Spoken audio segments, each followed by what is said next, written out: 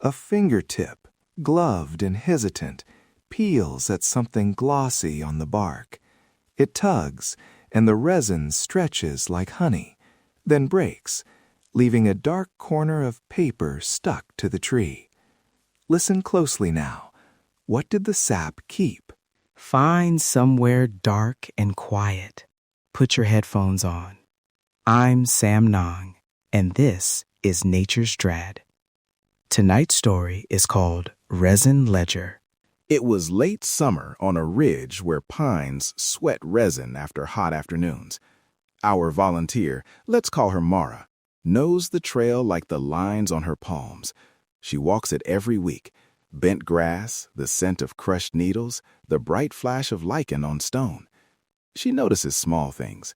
A bootlace left untied, a candy wrapper folded into a root. So when she brushed a sticky bead on a roadside trunk and glimpsed a curl of paper, she nudged it with the knuckle of her glove, because that's what you do. You look. At first, it made sense to explain it away. It's just litter, she thought, a souvenir stuck in sap by a careless camper.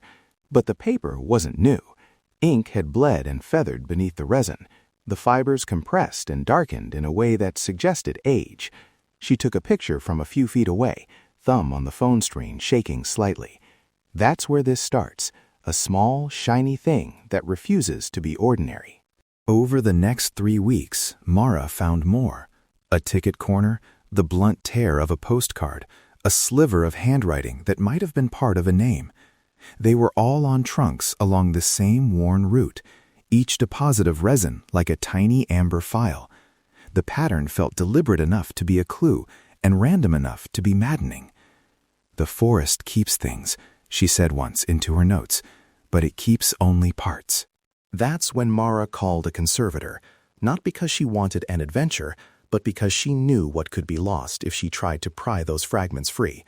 The conservator, an expert in noninvasive imaging, told her straight away, photograph, document, do not touch.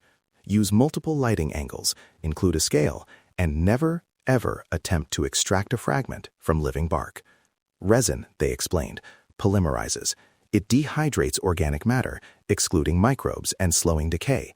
It preserves, yes, but it also bonds. You can smother context by intervening clumsily. An organic chemist added detail. Resin is sticky, but not passive. It oxidizes, it hardens, it can act like a lens. Ink dyes migrate differently inside a resin matrix. Some pigments survive, others dissolve.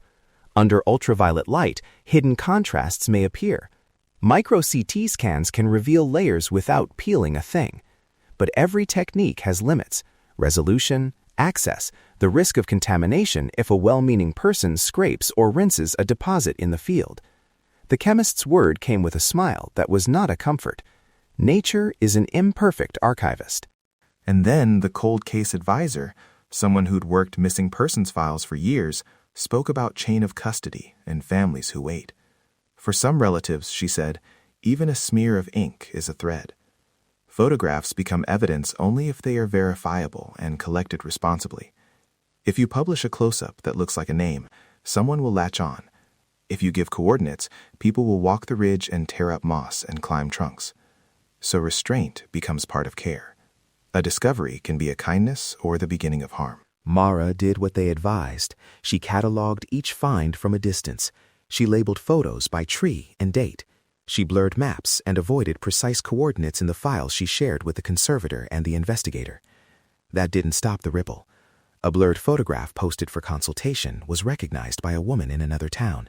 She called and said, her voice small and urgent, "That looks like my father's handwriting. Can you tell me where it is?" Here the plot pinches tight. Mara faced 2 obligations, to the living tree and to a grieving family. She could give coordinates and risk trampling the ridge, or she could withhold them and leave a relative without closure. The conservator urged patience and professional mediation. The cold case advisor warned about misreading fragments.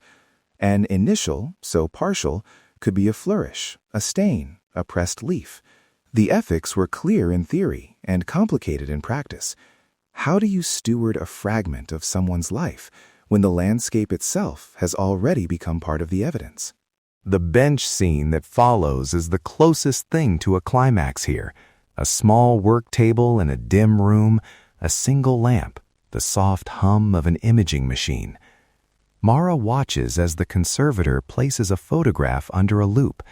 The glass is clean, the light flat. A micro spatula sits there like a promise, but no one reaches for it. They discuss imaging protocols, the limits of optical enlargement, and the danger of bias. When a technician runs an infrared scan, a shadow resolves into a curve, maybe the tail of a letter. Everyone in the room holds their breath, not because the answer is certain, but because hope is contagious. And then the sound, the rasp of the conservator's glove as they adjust a camera. It feels enormous. The room becomes both laboratory and confessional. The conservator looks at Mara and says, "We can try to lift something in the lab, but only with permission and under proper conditions. If a family is involved, they must know the risks." The cold case advisor adds, "We avoid definitive language. We say consistent with or could be, not is." Those hedges are not cowardice. They're the guardrails that keep science honest and families protected. The aftermath is a slow, public negotiation. Local volunteer groups set rules. Photograph, don't touch. Report to park staff, leave the tree alone. The conservator publishes a non-identifying paper about resin as accidental conservator, how sap can dehydrate cellulose and sometimes preserve enough detail to merit careful analysis. The cold case team reaches out to the caller, explains uncertainty, offers to mediate further steps. The debate in the community is sharp but humane. Who owns fragments that nature keeps?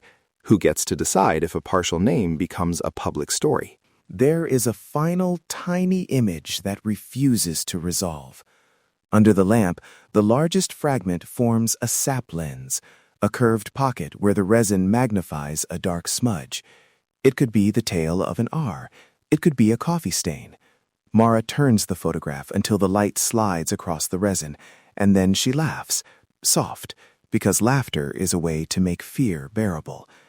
"Are you still with me?" she asks, and the question is for the world, for the person listening in the dark, for the family that might someday read this remnant like a prayer. The ledger remains partial. The forest did its work.